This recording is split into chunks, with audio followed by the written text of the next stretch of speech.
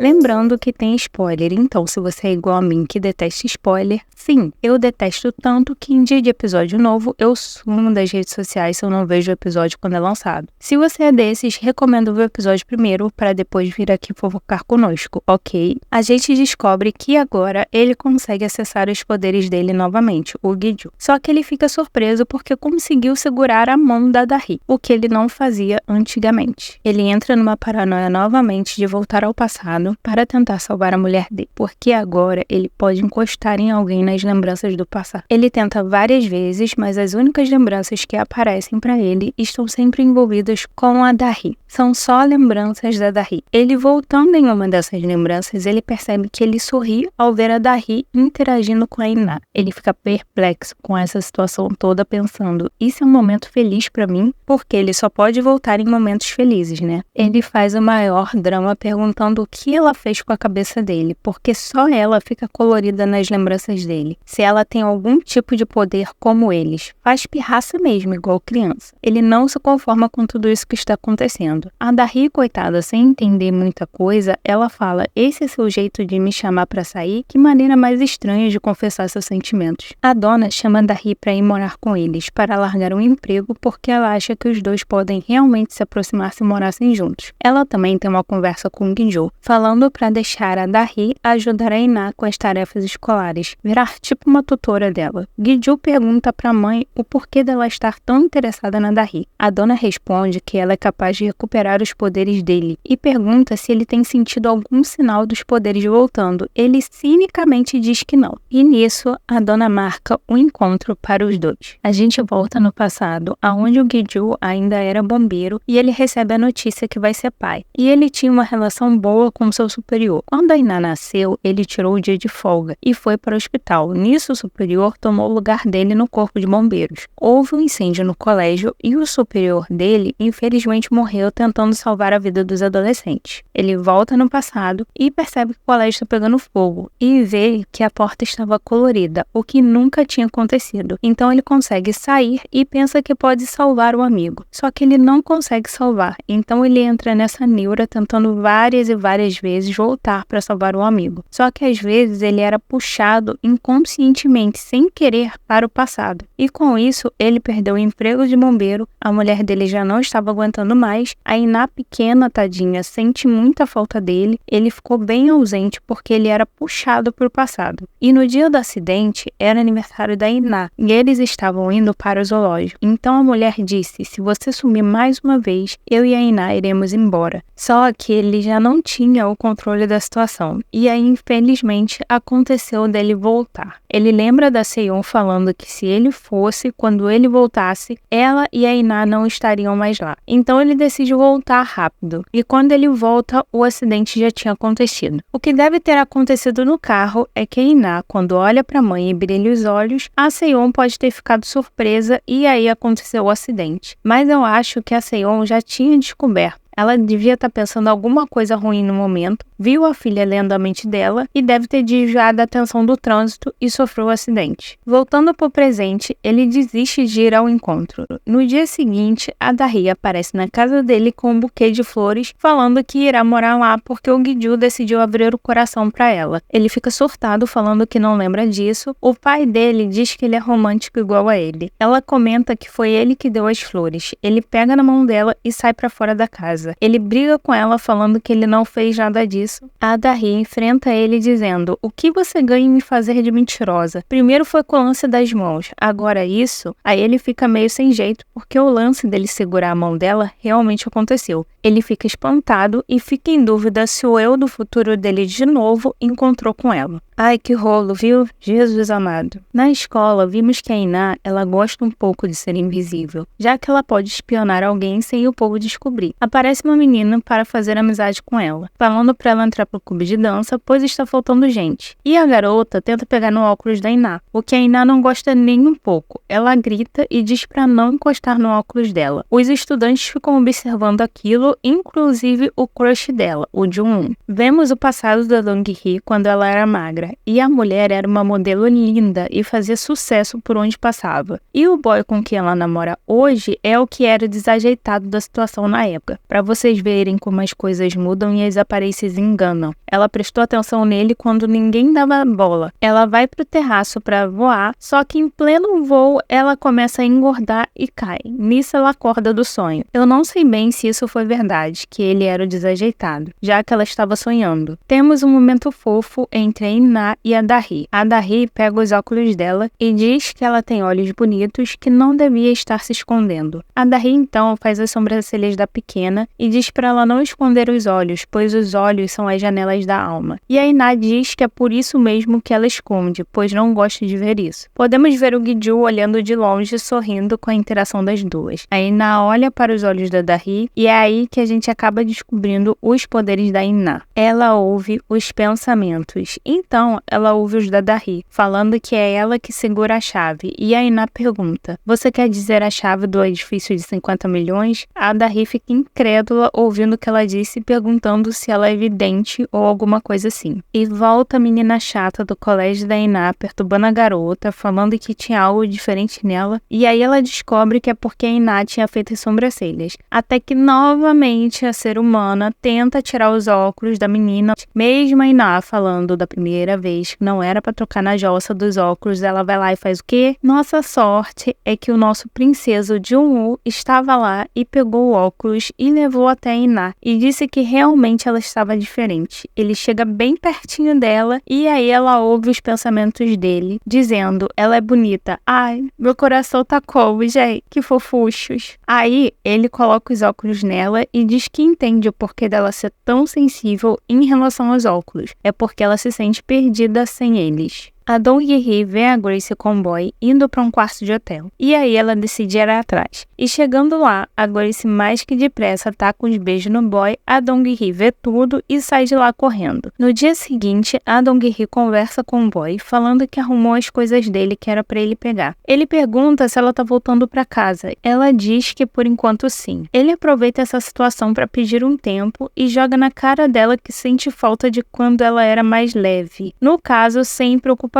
mas deu para entender o duplo sentido da coisa. Ele ainda diz que não é pelo corpo, é sobre o coração que ele estava falando. Boy, vem com a sua cara que eu vou com a minha mão, vamos fazer o encontro delas duas. Daria super certo, te garanto. Ainda iria deixar um roxo de lembrança para você nunca mais esquecer desse momento maravilhoso. Ele diz que era fã dela quando ela era modelo. Então aqui podemos afirmar que ele era sim um desajeitado na vida, um ser que ninguém dava bola, que claramente era para ter continuado assim na vida. Ele ainda se coloca de vítima, falando que acha que ele fez isso com ela e isso dói nele. Ah, me poupe, seu traste. Olha essa cara de fingido, que vontade de dar um soco. Me perdoe. Continuando, ela diz que essa é uma maneira dele dizer que está fugindo porque o relacionamento não é mais benéfico para ele. Ele diz que não, que está fazendo isso só por preocupação, por ela, para ela se cuidar. Boy, só cala a boca. Ela diz que quer dar um tempo e que era para ele sair. A Darry está na cozinha e começa a pegar fogo no papel toalha. Ela fica desesperada para apagar e não consegue. Então o Gi-ju aparece e apaga o fogo. Nisso, ele percebe que ela não tá bem e pergunta se ela tem medo de fogo. A Darry diz que ela já passou experiências ruins com fogo. A gente consegue ver a preocupação na cara dele. E ele fala: "Pra que você lida com o fogão então, se você tem medo de fogo? Ninguém vai comer de qualquer maneira", meio que brigando com ela. Ela diz que as famílias geralmente compartilham uma refeição em torno da mesa pelo menos uma vez ao dia. O Gi-ju fica meio sentido por ela e decide sentar na mesa para acompanhar ela no jantar. A Darry pergunta se quer que esquente as coisas de novo. Ele diz que não é necessário porque ninguém vai se sentar à mesa. E aí a Iná aparece também para poder comer. E diz que foi ela que pediu para Darry cozinhar isso. Então os três comem juntinhos. Drama, assim realmente não está dando. Meu coração vai derreter de tanto que fica quentinho vendo essas coisas. O Gi-ju chega na cozinha e vê as flores do rolo lá do começo do episódio. E ele pergunta mentalmente se ele deu as flores para ela. Então eles conversam. Ela diz que a mãe dele pensa que ela salvou ele, mas que na verdade foi ao contrário, foi ele que salvou ela. O Gi-ju fala: "Eu salvei?" A Darry diz: "Você me deixou entrar para a família." Ela se aproxima dele, segura na mão dele e diz que é para isso que serve a família, para protegermos uns aos outros. Aí corta a cena, ela deixa um saco de lixo na mão dele. Ele sai da casa para jogar fora o lixo e vê um cara com uma barraquinha de flores e pá, pasme, ele vê o mesmo buquê que a Darry estava segurando. Ele pega as flores, o cara pergunta se ele quer as flores, o Gi-ju sai, deixa as flores lá e o cara diz que pode ser que não encontre mais porque elas estarão fora da temporada em breve. Ele volta, pega o buquê, o cara fica olhando, falando alto que ele não vai mais poder voltar lá, que vai ser uma pena e blá blá blá. O cara volta para perguntar se ele realmente vai querer as flores ou não e o Gi-ju simplesmente desapareceu. Ele volta no tempo no encontro dos dois. Nisso, ele vê a cena dele indo embora. Ele olha para Darry e decide segui-la. Ele está seguindo ela, mas aí ela vira para trás e olha para ele. Ele diz que não vai dar o buquê para ela e que também não vai abraçar ela, não importa o que aconteça. Só que o destino, meus amores, ele é o quê? Traiçoeiro. E nós amamos isso. Um cara com uma motinha sempre é um cara com uma motinha. Aparece e quase atropela ela. Então o Gi-ju puxa e salva ela de ser pega pela moto. Acaba abraçando ela e ela vê o buquê nas mãos dele. O marido da dona está numa discoteca dançando com uma menina. E o boy, que é parceiro do quarteto, está filmando tudo. Gente,